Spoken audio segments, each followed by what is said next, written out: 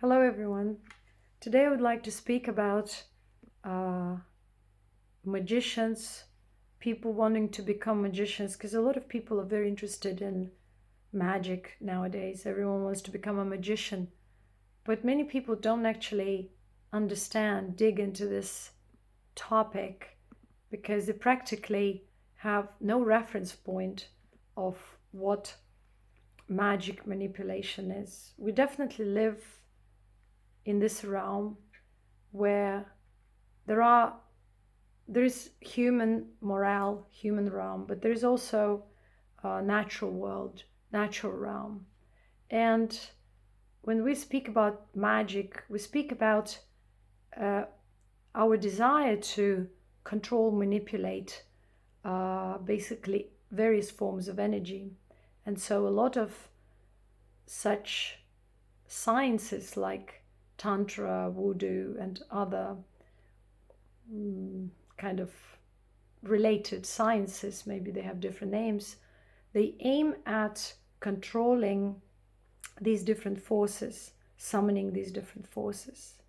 But a lot of these people who even think that they mastered the sciences and they know little tricks and manipulative tactics, they still don't understand that there is a higher law.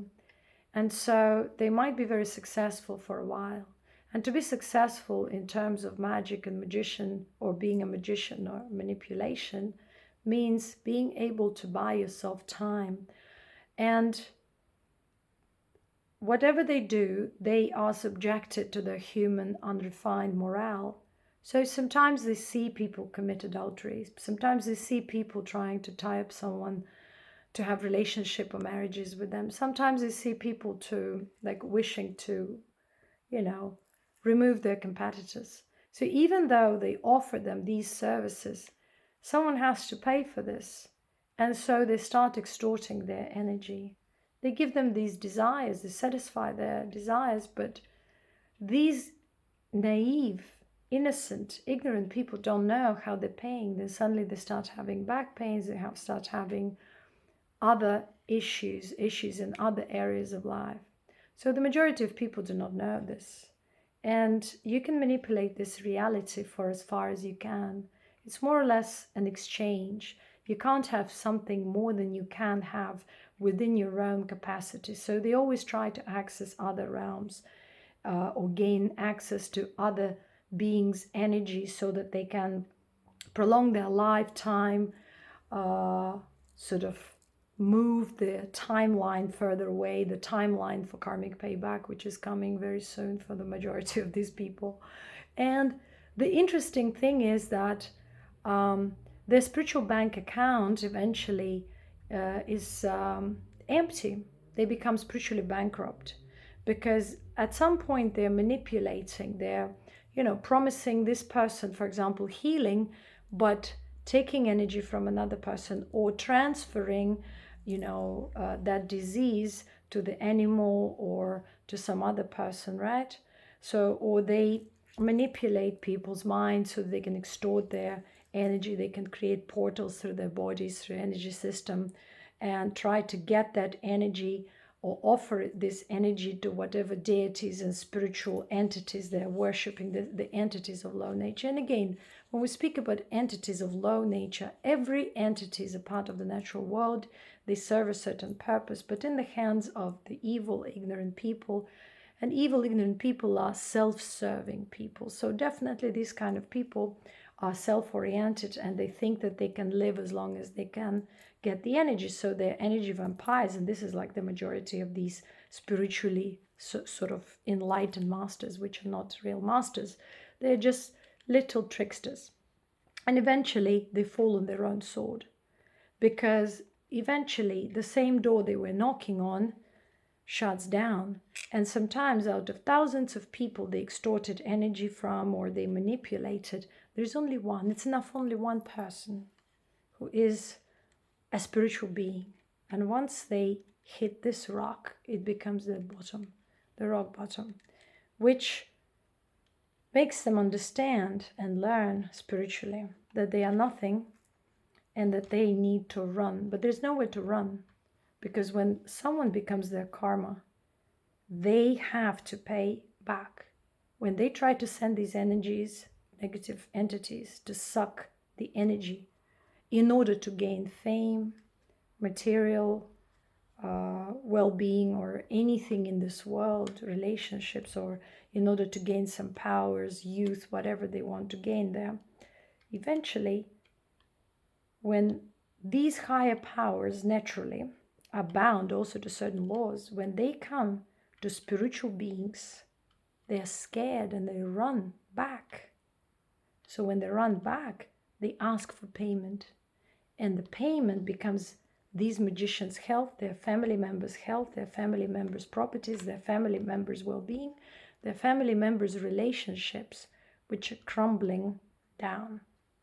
So then these beings try again and again until the point, because they're obsessed, and spiritual narcissists, they're psychopaths, they cannot stop until they perish. They'll keep on trying.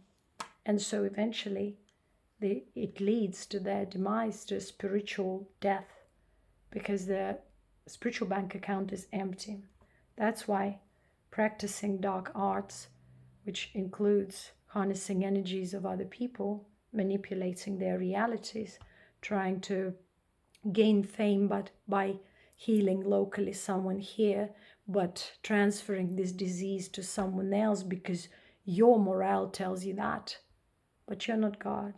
When people think that they are gods, that they can control higher powers with incantations, eventually that higher power comes back to them in the form of a highly evolved, truly highly evolved spiritual being, which shows them, which reflects them their true face, which is ugly and monstrous, which tries to gain time to, prolong the time so that they wouldn't face the payback. But the payback is here, knocking on your doors. All of these people who try to misuse for the past many thousands of years spiritual power will face the repercussions, because you can't run away from karma. And karma is your own consciousness. If your own consciousness is filled with filth and limitations, no matter how you try to manipulate energy, gain more energy to prolong your lifespan or to gain some fame or prosperity artificially on the bones of other people because you decided so, sooner or later the higher existence will come by default and set everything into balance. That's how these people perish spiritually. Eventually their power is stripped away and they are spiritually devoured by the same powers that they employed. Some people ask me about elemental entities. Who are the elemental entities? Because in some videos or shorts I mentioned that. Well, the natural world has powers that control. It's like different forces. They're neither good or bad. They're just forces. But in the hands of these magicians, they can become bad. But everything is energy. And so these magicians learn to manipulate energy, but they haven't learned to be spiritually intelligent or refined. That's where their morale is very primitive and low and self-centered. And so they try to play with these forces, bait these forces, try to attract these forces through different spiritual methods. And yet it works for a while for some ignorant, limited people who become their victims. But then eventually these higher forces, they are always under control of spiritually evolved beings, like Siddha beings, like immortals. They control these forces. So if that, let's say, demonic force is employed, under the demonic force there are different genies or type like other lower rank entities, negative energy, elementals, different spirits of nature, which could be summoned and employed. And so when these come across a highly evolved spiritual being, a light being, they flee. because there's nothing they can do. They're under control of that being. Now, then when they come back to that magician, the magician has to pay, and to pay again and again and again, because higher beings emanate the energy which says, no trespassers allowed. They don't interfere. But if someone comes by force, they are, they have to be taught a lesson, and nature itself teaches them that lesson. So for many people who are ignorant on the subject, if you think that the diseases of this world come just like that, misfortunes come just like that, accidents come just like that, you might be wrong. Because a lot of these people operate behind the veil, behind the scenes, and they assumed at this point, or until now, a role of gods. But then when real gods come on earth in the form of their karma, they run, but there's nowhere to run. And so they're devoured by the same power they employed. So this is a lesson, and it's very important to understand that spirituality is not about manipulation of energy, manipulation of time, because you can't buy time or postpone the payback. You can manipulate and play for a while. It's like a chess game. You move the figures on the board, but sooner or later there's nowhere to go. It's checkmate. So it's a mate. Yeah. So just a kind of a short remark. As long as we entertain these kind of sciences without real awareness of what these sciences are, as long as we try to drug ourselves, to take certain substances, to find quick fixes, to fool ourselves that we are evolving when we are actually drugging and numbing the pain, drugging ourselves and numbing the pain, or we are entertaining spiritual vampires in the name of spirituality, or think that we're getting somewhere. We should come down to earth, look within, and become honest to ourselves.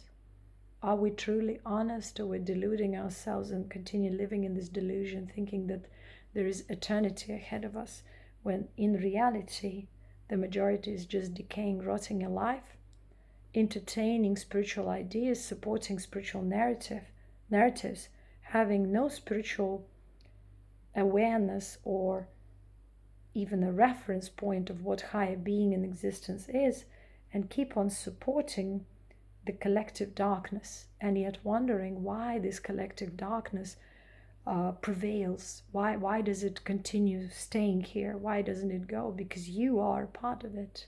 So wake up. Thank you very much for your attention, and blessings to everyone.